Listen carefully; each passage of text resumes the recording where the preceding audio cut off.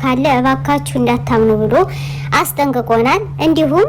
ነግሮናል እባካችሁ ውዶቼ ተመልካቾቼ አሁንም ሼር ላይክ የምታደርጉ ቤተሰቦቻችን የግሪሲ ቤተሰቦች እባካችሁ አብርሽን ፎርሳ ወይም እንስጠው ለመመሰላችሁ እንዴት ጽጌ ይዞ ደብረ ዘይት የሄደበት እሷስ ደግሞ ቆሻሻ ይመስል ሩታ እንዳትነካኝ እያለች አሻፈረኝ ያለችበት ከሜሪና ብትሞላት ነው እንጂ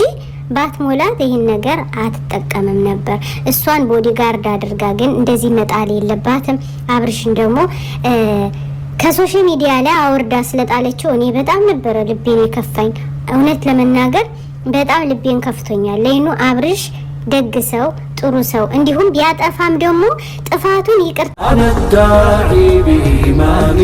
ዐለል ኢስላም ረባኒ ሰኡዕሊ